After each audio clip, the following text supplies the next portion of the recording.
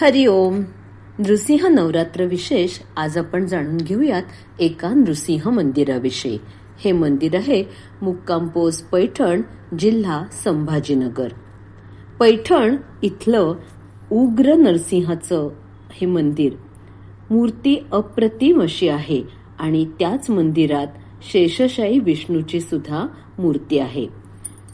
सोबत या व्हिडिओ सोबत जे छायाचित्र दिलेलं आहे त्या मूर्तीला लक्ष्मी नृसिंह किंवा भोग नृसिंह असं म्हणतात. पैठण मधलं अतिशय कमी गर्दीचं ठिकाण म्हणजेच नागघाट आणि या घाटाजवळच एक जुना भव्य परंतु पडका असा वाडा आहे. वाड्याचा अगदी आतला एक भाग मात्र अजूनही सुस्थितीत आहे. तिथं भव्य लाकडी देवघर आहे आणि त्यात ही लक्ष्मी नृसिंहाची सुंदर अशी मूर्ती आहे. या मूर्तीचा उजवा हात वरद मुद्रेत आहे आणि उजव्या हातात चक्र आहे. डाव्या वरच्या हातात शंख आहे.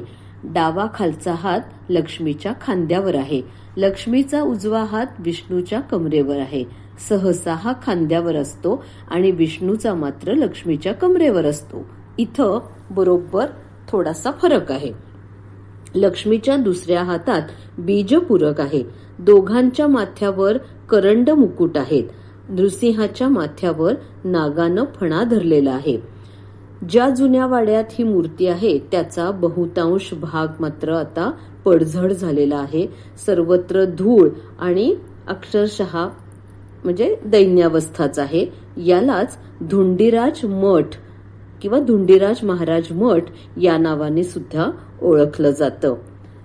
ह्या अशा काही मूर्ती किंवा ही अशी काही देवळं ही आपली एक प्राचीन खरं म्हणजे संपत्ती आहे. हा वारसा आहे आणि अनेक मंदिरांचा जीर्णोद्धार होत आहे.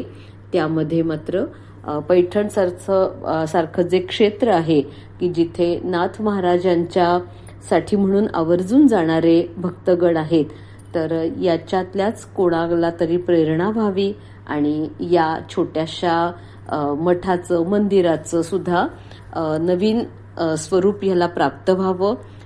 जे कोणी असतील त्यांनी आवर्जून याच्यासाठी पुढाकार घ्यावा अशी पण एक इच्छा व्यक्त करून इथेच थांबते. श्रीराम.